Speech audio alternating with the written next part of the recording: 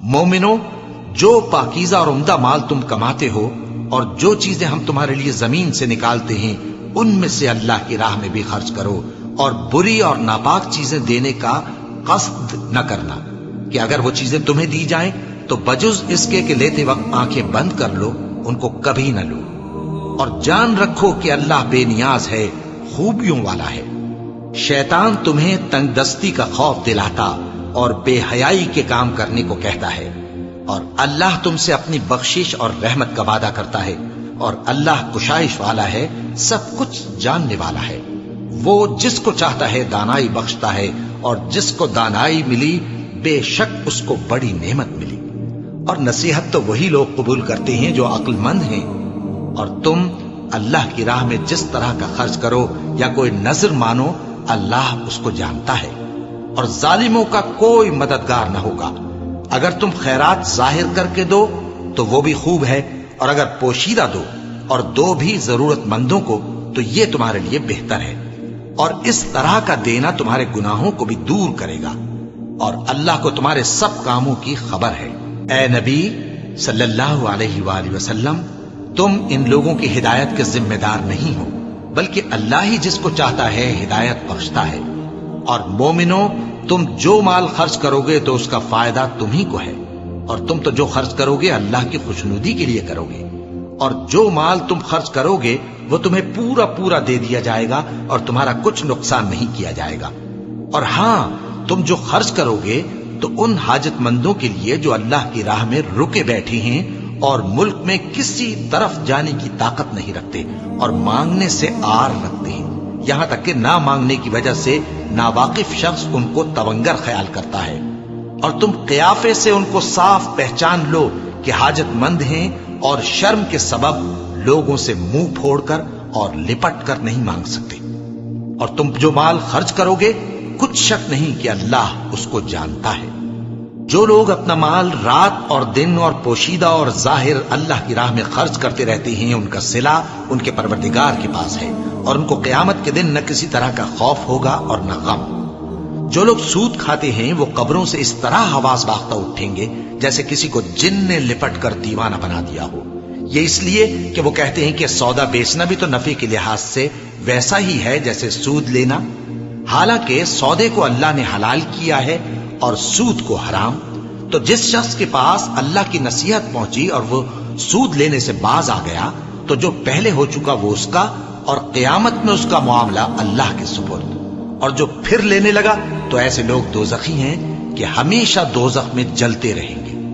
اللہ سود کو نابود یعنی بے برکت کرتا اور خیرات کی برکت کو بڑھاتا ہے، اور اللہ کسی ناشکر گناہگار کو دوست نہیں رکھتا۔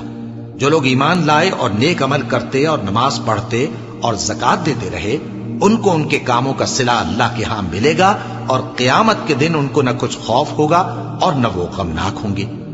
مومنو، اللہ سے ڈرو، اور اگر ایمان رکھتے ہو تو جتنا سود باقی رہ گیا ہے اس کو چھوڑ دو۔ پھر اگر ایسا نہ کرو گے تو تم اللہ اور اس کے رسول کی طرف سے اعلان جنگ سن لو، اور اگر توبہ کر لو گے اور سود چھوڑ دو گے تو تم کو اپنی اصل رقم لینے کا حق ہے، جس میں نہ اوروں کا نقصان اور نہ تمہارا نقصان۔ اور اگر قرض لینے والا تنگ دست ہو تو اسے کشائش کے حاصل ہونے تک مہلت دو، اور اگر زر قرض بخش دو تو وہ تمہارے لیے زیادہ اچھا ہے، بشرطے کہ سمجھو۔ اور اس دن سے ڈرو جبکہ تم اللہ کے حضور میں لوٹ کر جاؤ گے، اور ہر شخص اپنے اعمال کا پورا پورا بدلہ پائے گا، اور کسی کو کچھ نقصان نہ ہوگا۔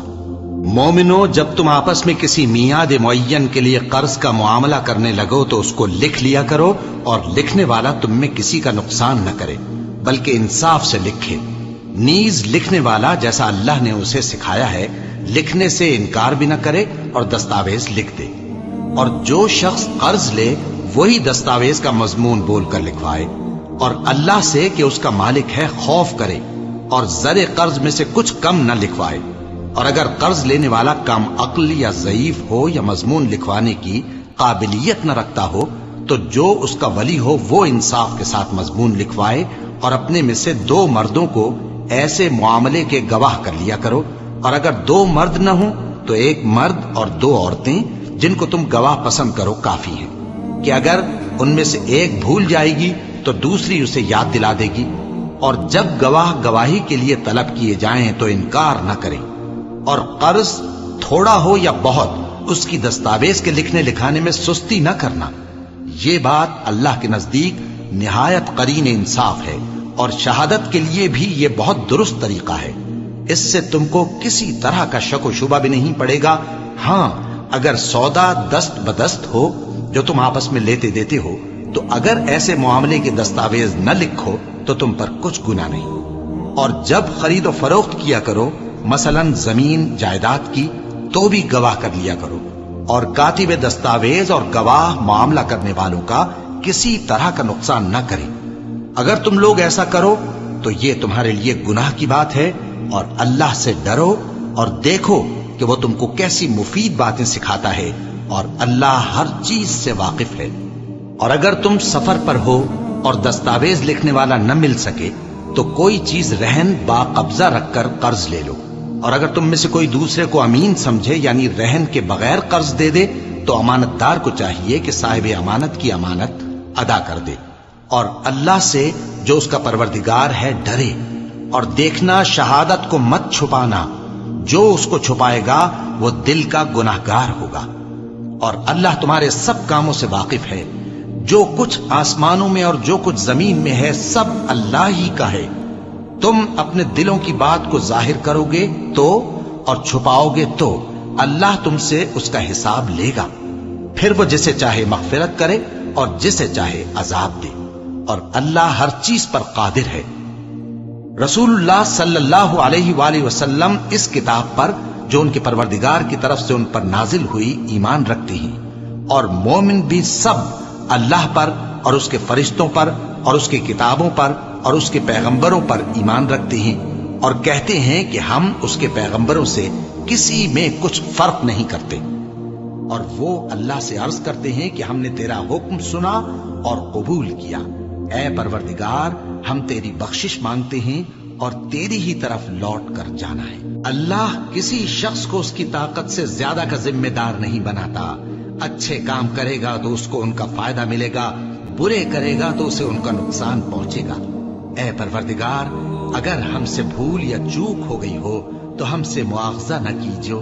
اے پروردگار، ہم پر ایسا بوجھ نہ ڈالیو جیسا تو نے ہم سے پہلے لوگوں پر ڈالا تھا۔ اے پروردگار، جتنا بوجھ اٹھانے کی ہم میں طاقت نہیں اتنا بوجھ ہم پر نہ رکھیو، اور اے پروردگار، ہمارے گناہوں سے درگزر کر اور ہمیں بخش دے اور ہم پر رحم فرما۔ تو ہی ہمارا مددگار ہے، سو ہم کو کافروں پر غالب کر۔